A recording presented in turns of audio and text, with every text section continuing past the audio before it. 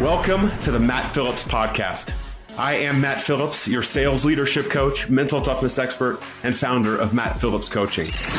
We help sales managers and leaders make more money, save time, and become kick-ass leaders of their sales teams. And that's what we're here to talk about on this podcast. We are here to give you the tools and tactics to build a well-oiled sales machine and teach you the mental toughness skills so you can show up confident, focused, emotionally in control, and ready to energize your team. It's time to talk sales leadership and mental toughness. Let's get into today's episode.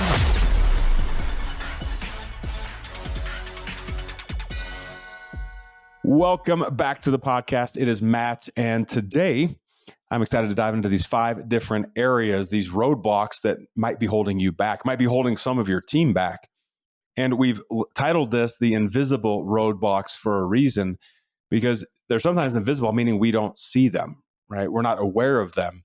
And sometimes our people aren't aware of them. And as leaders, we see them clear as day, right? And that's why I love coaching people, because I see things differently, right? When you're leading your people, you see things differently that sometimes you're like, my goodness, like, how does this person not see this? Like, it's right in front of them. I mean, it's clear as day, but we all get in that place, right? That's why I have coaches. You've heard me talk about that before, that they see things from a different lens than I do, right? They can see my blind spots. They can see where I'm getting wrapped up in my own head. And that's why I love getting on the phone with them, because the quicker that I can move through these invisible roadblocks, these blind spots, whatever you want to call them, the better off I'm going to be as a business person, as a husband, as a father. You know, you fill in the blank, the quicker, the better. And that's why I want to talk about 5 of these different areas that I've experienced. And I think a lot of us experience. And it's not necessarily a bad thing. It's just something to become aware of so we can do something about it if we want to, right? We all have choices every single day of, you know, how we want to approach things and approach people and comments that we make and the way we communicate. There's always going to be those choices that we make. And with each of these things that we walk through today, we just have to be aware of, like, okay, at what level am I willing to go down this path? And when do I want to make an adjustment? And if I decide I want to make an adjustment, it's make a decision and let's either go right or go left, or keep going straight, or turn around. I don't know, but to go in some different direction. That's why it's important to bring these to your attention, right? So not only with your team, with your people, but maybe with your family, but more importantly with yourself.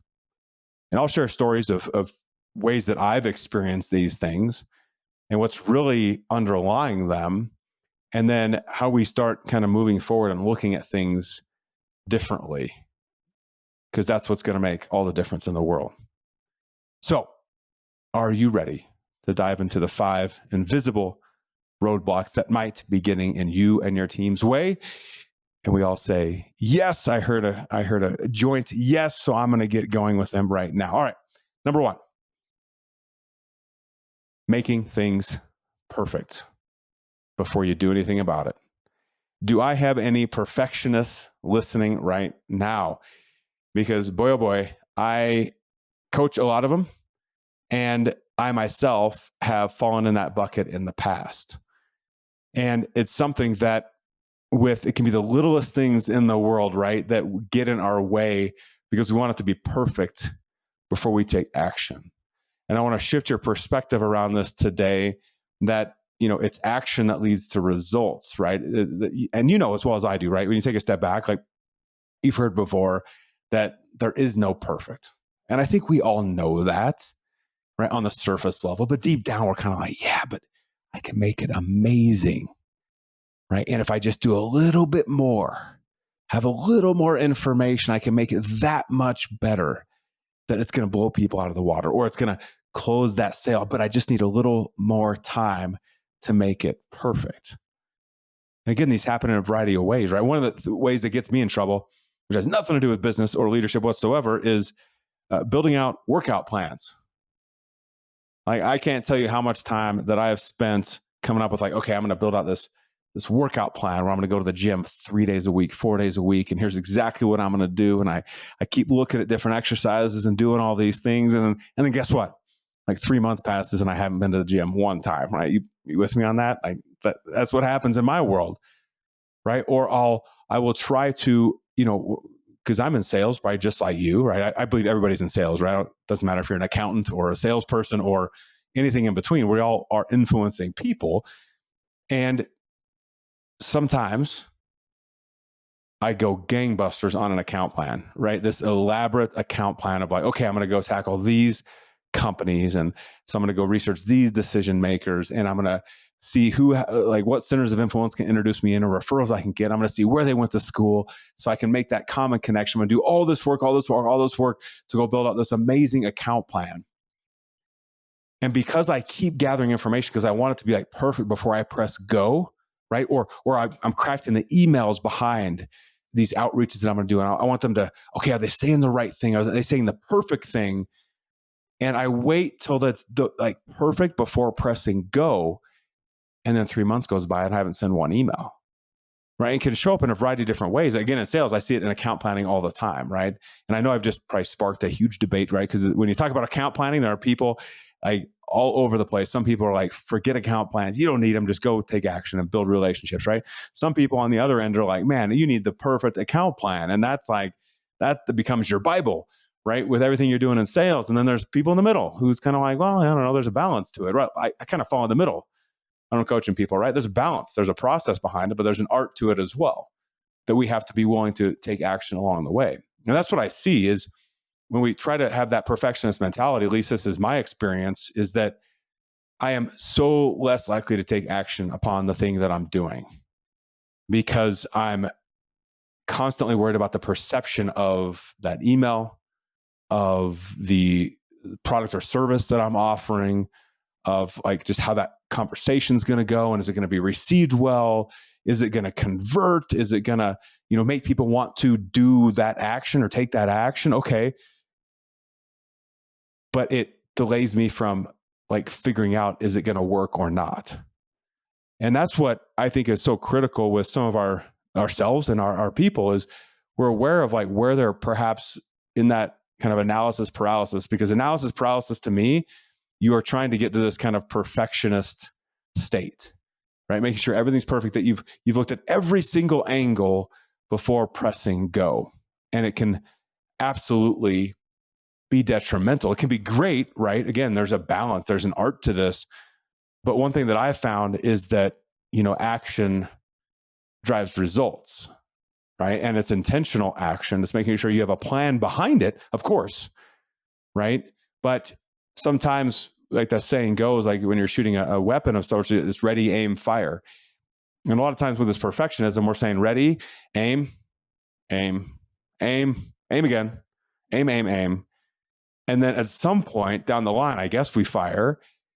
But instead, it's how do we shift our mindset a little bit to like ready, aim, and maybe just one more aim after that, and then fire, right? Because we need to see where the bullet goes. We need to see what directions it's flying. And I believe that if we shoot, we can, course correct over time and re-aim, re-aim, re-aim.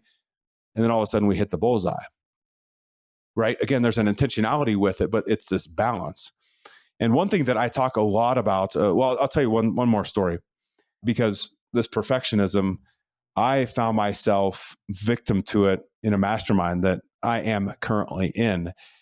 And it was with one of the programs that we currently run, but this is a number of months ago that I was going through formulating, like, what do I want this thing to look like? And I was trying to put together these like perfect pieces, this perfect flow.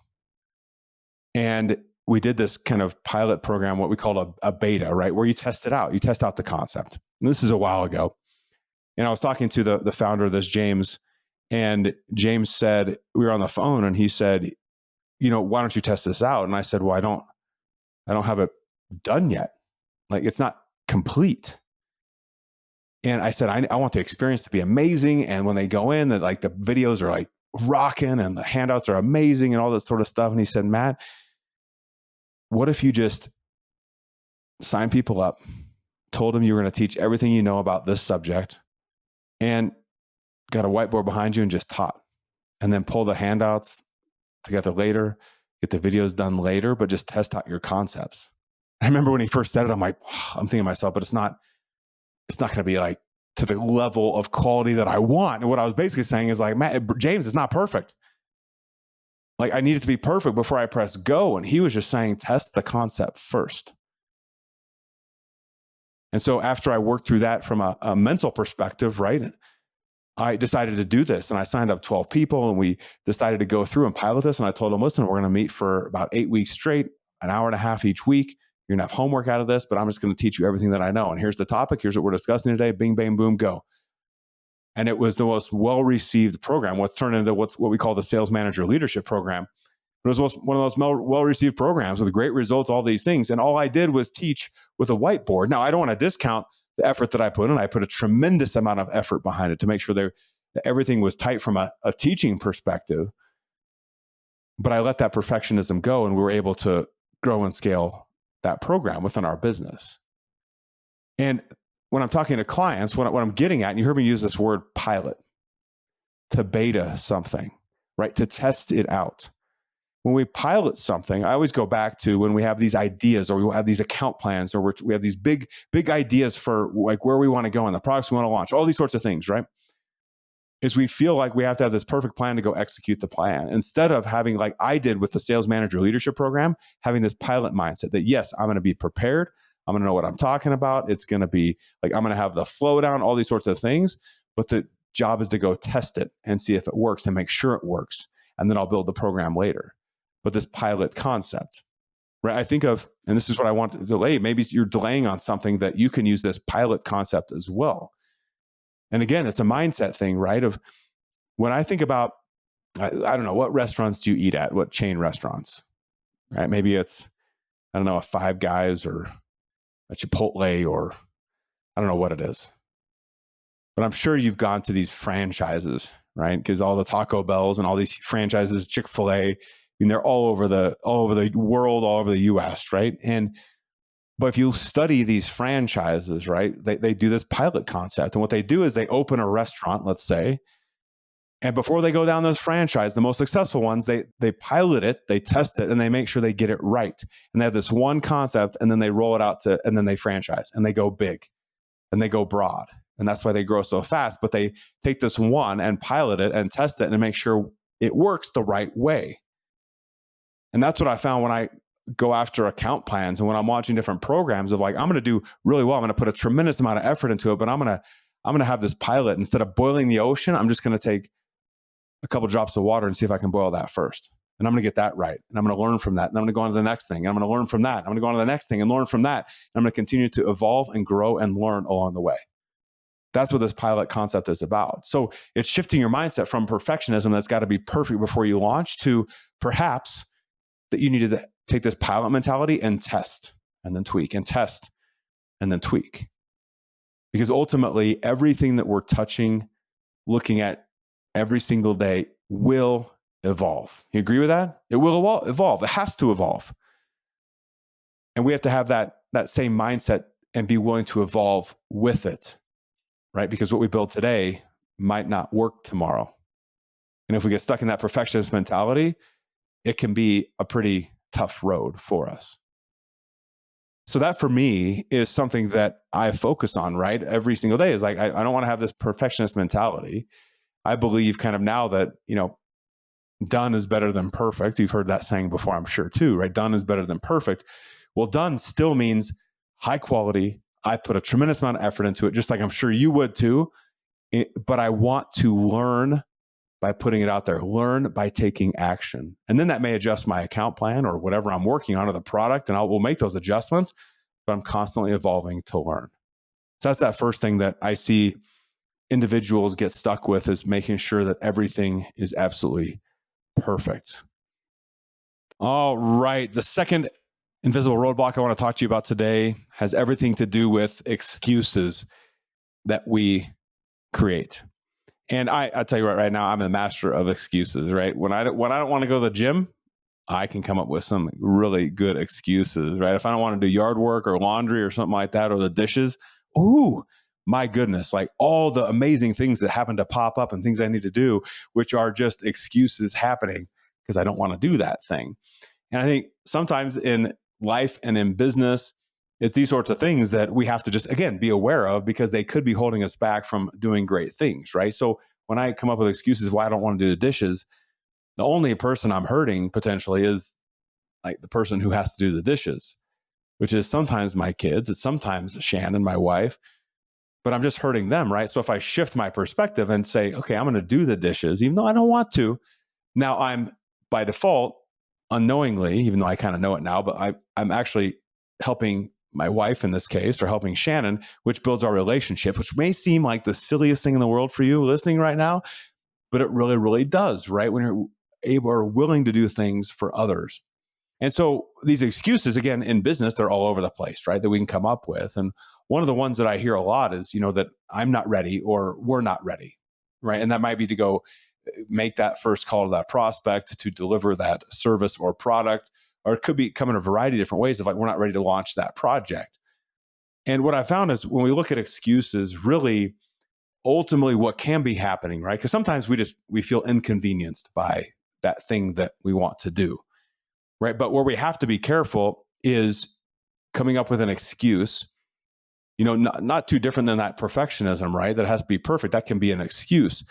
But using things like, we're not ready, which is just going to hold us back from learning and growing and developing and getting us where we want to go. And so that's something in my coaching I'm hyper aware of like, what excuses are people making up and are they legitimate or not? Right. Sometimes they're absolutely legitimate of like that person's not making a decision. And so I cannot make a decision because I'm waiting on that. That might be a very legitimate one. But the ones where we actually have control over them, that's where we need to challenge, right? I love asking different leaders when I meet with them of, when we're talking about the type of leader they are you the ask for permission or beg for forgiveness leader? I think it's a fascinating question when you think about it, right? Because typically the beg for forgiveness, they're not going to make many excuses. They're just going to go do it and then they'll see what happens. And I'm not saying just be willy-nilly and go crazy and do all these things, like taking huge risks. But there is a beauty in like pushing through some of the excuses that hold people back. And that's what I love about this. But, when you boil it down, the way I look at excuses, again, the ones where we can control it, but we don't take action, there's something behind it. And it's always, for me, what I found in my own life and working with clients is some sort of fear behind it. Right. And perhaps it's that fear of failure. Maybe it's that fear of the unknown. Maybe it's the fear of looking like stupid if we do something and it goes wrong. But again, when I look at my life, when I look at even starting a business or the projects that I've run in the past, is once I become aware of those excuses and get back to understanding what I can control and what action I'm willing to take on it and take that action, usually good things happen, right? Or if nothing else, I'm going to learn from it and grow from it and be able to make that adjustment it's not to avoid a mistake next time, but it's to grow even faster from it. And I always think back, you guys know I'm a baseball guy, and I always look back to baseball, right? And baseball is, if you're not ready for it, it can get to you pretty quick because it's a game based on absolute failure. So when you are a hitter in baseball, like if you are successful 3 out of 10 times, meaning you get a hit 3 out of 10 times, reach base, you are considered a pretty darn good player, right? Now, if you're playing in the major leagues for a while and you retire with a 300 batting average, like you have a good chance to be in the Hall of Fame, which is like best of the best, right? Well, if you flip it, that means you fail 70% of the time, 7 out of 10. And that can be a scary thing, right? It kind of makes you think like, why would you ever step up to the plate knowing that pretty much the chances tell you have a 70% chance of failure? And again, I did it because it was the thrill of the hit, right? It was when you got that hit, you're like, oh, it's all worth it in the end. And hopefully your batting average was better than that. But I had to overcome it, even in baseball, that fear of what other people thought of me, the fear of failing, the fear of, just looking stupid when you strike out. And that's something that I'm so glad I played that game of baseball because it taught me to work through that failure and to learn from it and to grow. So even if I did strike out, I'd come back to the dugout and, of course, angry, frustrated. But as I matured and as time went by, I would look at that and say, okay, what adjustment do I need to make? Like, what did I learn about that pitcher, the way he was throwing? Was there something with my swing? Did I hesitate? Like, what was going on? And how do I go up next time and position myself to be more successful? That's what it's about, right? So when we say I'm not ready, I'm not saying that maybe you're not ready. I don't know what project you're working on. I don't know what account plans you built, whatever. But if you find yourself hesitating and using those words because you're fearful of what could come and what could happen, I want to challenge you a little bit to maybe take that action with the mindset of, I'm going to take the action because I feel prepared enough. And I want to put it out there to learn from it so I can grow from it, so I can adjust whenever I need to, or frankly, maybe even be surprised of like, wow, this is better than I thought. For all you sales managers and leaders out there, I wonder if you've ever thought the phrase, why in the world did I sign up for this? I know I have. And the reality is that leading a team of salespeople can be challenging, right? Just figuring out how to motivate each person and keep the pipeline full and just dealing with the pressure of delivering the month after month results that your company's requiring. And call me an optimist, but amidst the challenge, amidst sometimes the frustration, we have this opportunity in front of us to really impart our knowledge, right? And to leave that legacy on our team and just achieve next level results. And that's why today I want to personally invite you to our free masterclass training, where I'm going to share the exact secrets, the exact framework that I teach sales leaders around North America to help just take you to next level results for you and your team. And it's actually the exact framework that I taught one of my clients who, over a 12-month period, tripled organic revenue growth and increased margin by 30%.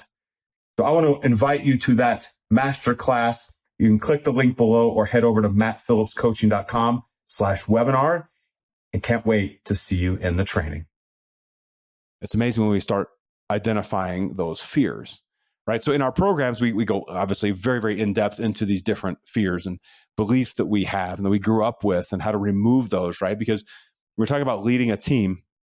It's all about making sure that you have optimized your performance as the leader and that then you coach your team to optimize their performance. I mean, it's you and your team in lockstep getting better every day.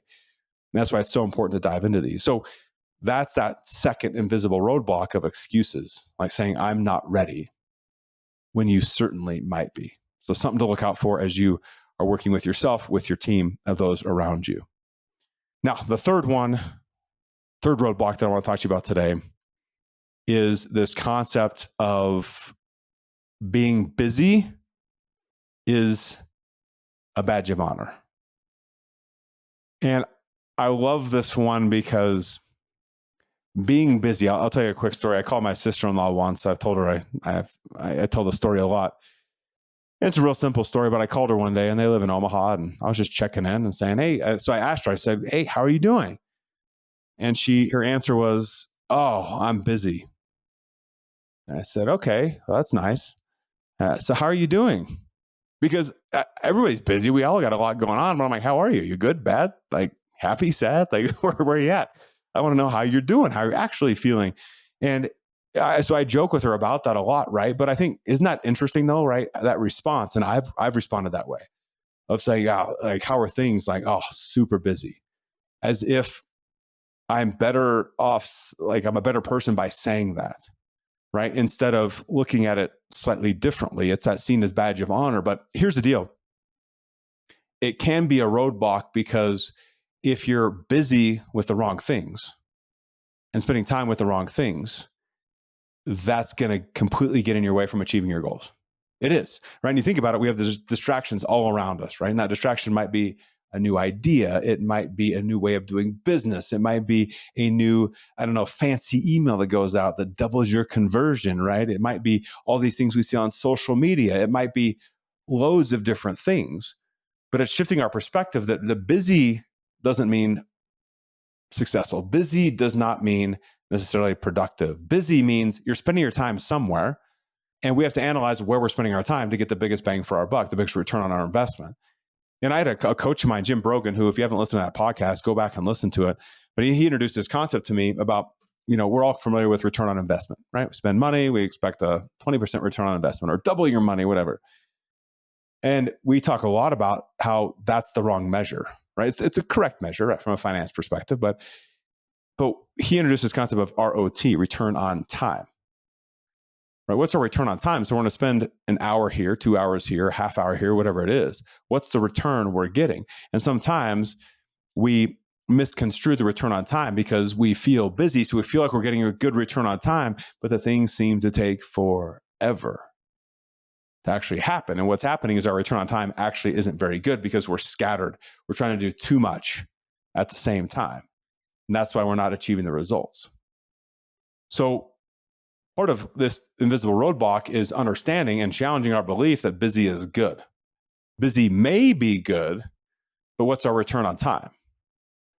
And that's why, in our business, we are very, very clear on the 4 different priorities that we know are driving our business, right? I look down. If you're on video and watching this, you saw me look down to my right.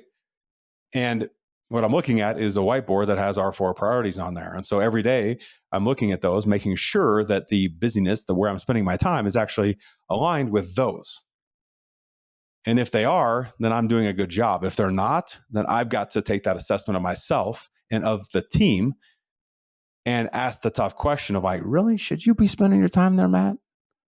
Right? Sometimes I think I'm crazy because I talk to myself like this, but you know what? I'm not, because I'm being the own CEO of my time, of my business, to make sure I'm focused on the right things. And, this is a huge roadblock for people, right? I saw one, I think it was an article I read, which I really liked. And it talked about, I can't remember if it was a book or an article. That's why I'm hesitating on article. But whatever this statement was, this article or this chapter was, it talked about how, when you start a job, there's a job description, right? Here's the task you're going to do. And that's in sales or any role, right? Here's what you're going to focus on.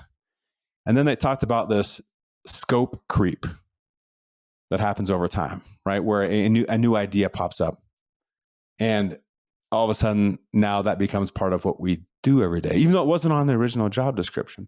And then that next little idea comes up and it becomes part of what we do, right? So we get this, our job scope increases, it creeps up.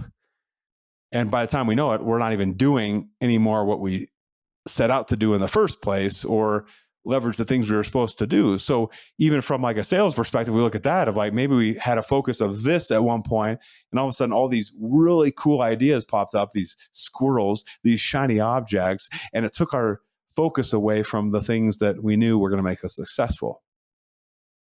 So again, it's not that busy is a bad thing. It's, are you being busy with the right things? And not only at work, right? But are you being busy with the stuff at home? Are you leveraging the relationships that you have, right? I am solely adamant that I will be at all of my kids' games. And I go to a lot of practices too, if I can, just because I like it. And I don't know, it kind of gives me a giggle when they look over and see dad sitting there and they're just like, what are you doing here? So I giggle a little bit, but I love watching my kids. And so I don't want to look back one day and know that I was too busy at work to spend time with them, watching them play, because it's for a short period of time that they're around.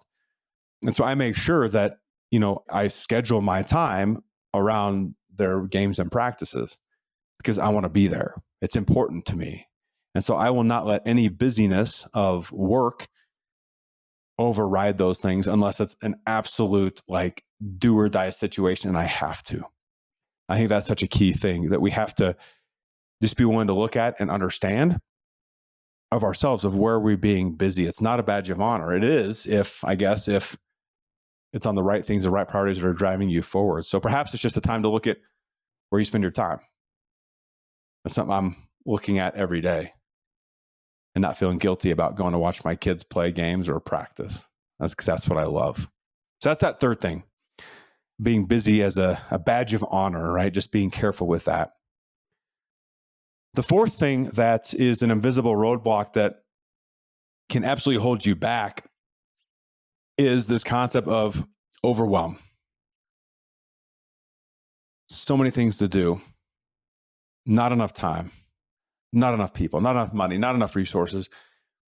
And that can lead to this massive amount of overwhelm. And when you are overwhelmed, what I have found and what I have experienced is that leads me to doing nothing, because I'm spinning and spinning and spinning, usually in my own head, overthinking, overanalyzing, back to that overwhelm, analysis, paralysis of all the things that I need to do, I should be doing, I'm thinking about doing, but I'm not doing. And it leads to absolute inaction. So I feel like by thinking about it, I'm doing something, but I'm really not at the end of the day. And I remember It's so interesting. I was thinking back to my very first job, and it was in Kansas City, Missouri. And I don't know what it was. We were just coming off of busy season because I started my career in audit, right? I was good at audit, but it wasn't what I was really meant to do long term, right? Obviously, here I am now. But I enjoyed it. Great people, great organization. Opened up an opportunity for me overseas in Zurich, Switzerland for 3 years. It was a great experience. But I remember early on in my career, it was probably my second year. We just come off busy season and wrapping up this one client. And I walked into my boss and I just looked at her and I said, she's like, "How you doing?" I said, "I am feeling so overwhelmed right now." I said, "I don't know what it is, but I just I don't even know what to do. Like I felt like paralyzed from an action perspective. I don't know what to do. I'm so overwhelmed." And she gave me the simplest yet most powerful advice. And that's why I still remember this to this day. She said, "Okay, I get it." And she said, "I just want you to go back to your desk now. And I want you to make a list of everything that's in your head. Just get stuff on paper of things you think you should be doing or you actually should be doing. I don't know, whatever's in your head, I want you to put on paper. And then once you have that on paper, just take the first thing and knock it out. And then when that's done, go on to the next thing, knock it out, and then knock out the next one." And I was like, okay, right. Now I'm pretty impressionable anyway, but it resonated with me. I'm like, okay, I'll go do it. So I went back to my desk, made this list and started executing. And as with a lot of stuff, as soon as I did that, and as soon as I started executing, I got through this overwhelming list quicker than I thought, even possible, right? Because what I found is it wasn't as complex as I thought. There weren't as many things as I thought, and they didn't take as long as I thought, because I'd created this story in my mind of because I was overwhelmed, I created this story of the massive amount of time it was going to take, how complex it was going to be, and all these different things. And that simple advice that she gave me made me overcome what end of the day wasn't as big as I thought. And I'm so thankful that she gave me that advice and that I did something with it, because now, again, I see it all the time. We all get in that space, right, of feeling overwhelmed. And, I told you at the beginning that, number 4, this is number 4. And that conversation I had with my wife just a bit ago, we've got this one kind of program, this flow we're doing right now in our business. And I told her, I just said right before this, I said, "I'm feeling overwhelmed by this right now." And she said, "I think you need to spend some time when the podcast is done and reflect and write it down and just get what's in your head on paper." And I'm like, darn it. I give that advice to people when I'm coaching them. But the reality is we're all people. We're all human beings. I have the same thoughts you do. It's how quickly can we move through them. So again, as soon as we're done, I'm going to be spending time doing that later today. And so I think for you, sometimes with our team too, we can hear that word, I feel overwhelmed, right? Or that overwhelm. For you or for your team is just have that awareness and then put it on paper and just take one thing at a time. It can be a massive, massive difference. That's number 4. All right, ready for number 5? Last one. I could go on and on. I've got about 15 of these, by the way, but I'm only going to give you 5 right now. Maybe I'll do another episode with a couple more. But the last one, number 5, is not making a decision. Just not deciding, right? It's not a yes. It's not a no. It's let me think about it, and not making a decision. And this one, again, has gotten in my way, and it gets in the way of clients that I work with. And I just got off a coaching call about a day ago. No, excuse me, last week. So about 3 days ago. And one of the comments of one of my clients was, "Well, we're just waiting on that decision from upper management."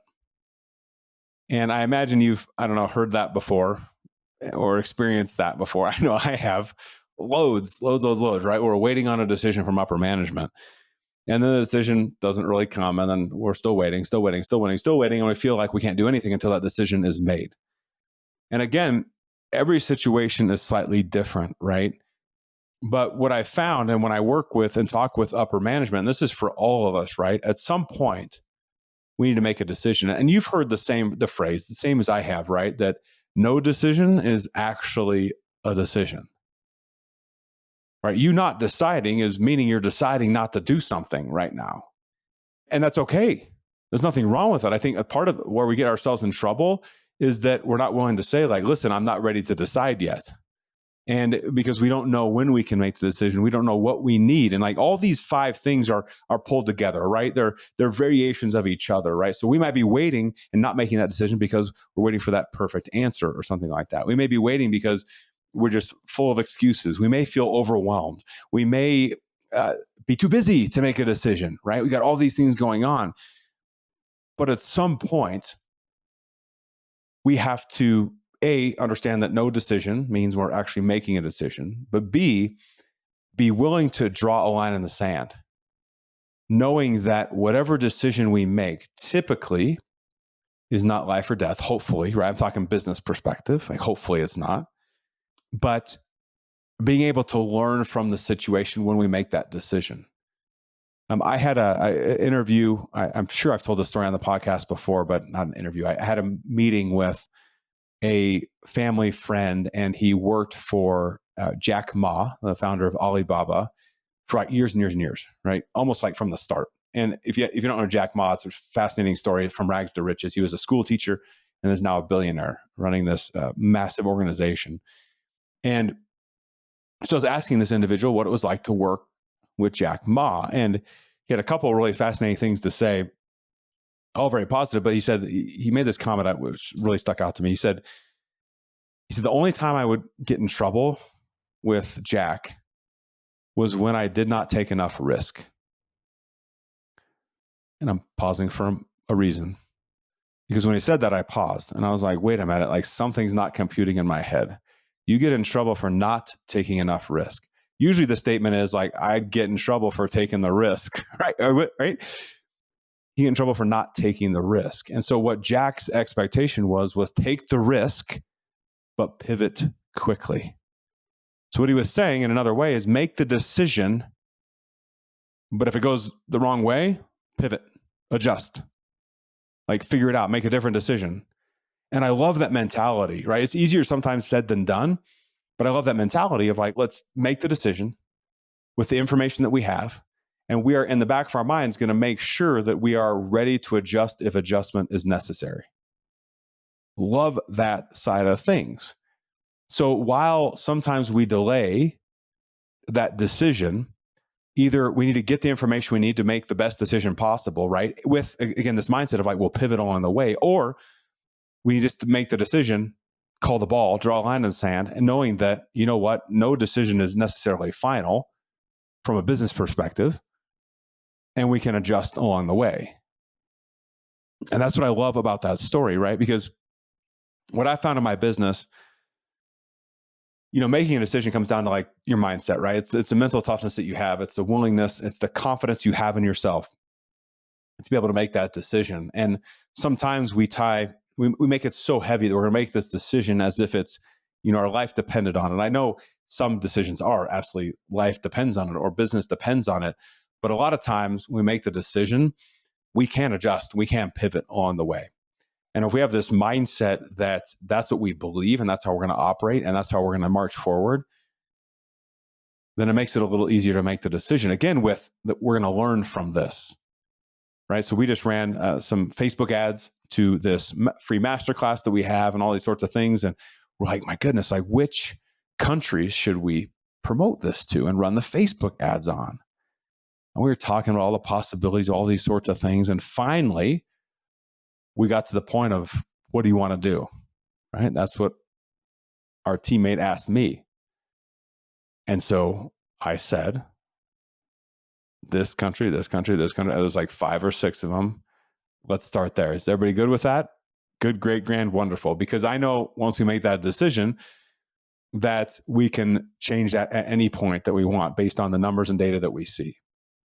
Now, again, not life or death, but here's the deal. Like we're spending real money on those Facebook ads and not just like $1, like a lot of money on those Facebook ads because we want to drive traffic to this. We want to get those leads in the door. So it's not a decision I took lightly, but at some point we got to make the decision and then pivot along the way. And we're already doing that. And we've already pivoted twice since we launched that a week ago because of the information we're gathering. So again, like these 5 things that we talk about, right? Of perfectionism, of making excuses, of how being busy is a badge of honor, that overwhelm that we've all felt in the past, not making a decision. These are all things that I've experienced. And maybe you've experienced one or a couple of those. I don't know. Maybe you see your team, experiencing some of these as well. But the key as leaders, again, is to make sure that we are hyper aware of these things and we help ourselves and help others move through and pass those things. Because that's what's going to, again, open up the possibility. Right? I've got big dreams. I'm sure you have big dreams of who you want to be, where you want to go, the impact you want to have, the money you want to make, the experiences you want to create. And that's why knowing thyself is so important, and knowing your team to make sure you can get the best out of yourself and the best out of them. So if you have any other invisible roadblocks that you want to share with us, please do. Add a comment, send us an email at theteam@mattphillipscoaching.com. We'd love to hear from you about maybe additional roadblocks that you would want us to talk about, me to talk about on these podcasts, but please send them our way. With that, now the invisible just became visible. Go do amazing things today, this week, this month, this year, and continue to crush it. Have a great rest of your day, and we'll see you on the next podcast. Thank you for joining us today on the Matt Phillips Podcast. If you are like us, we know that you are here to do great things, to become the sales leader that makes things happen and drives big time sales results. We know you have that big vision, and we are here to help get you where you want to go. We're here to help you develop that unstoppable, rock solid leadership skill set and help you train to master the one true differentiator, mental toughness.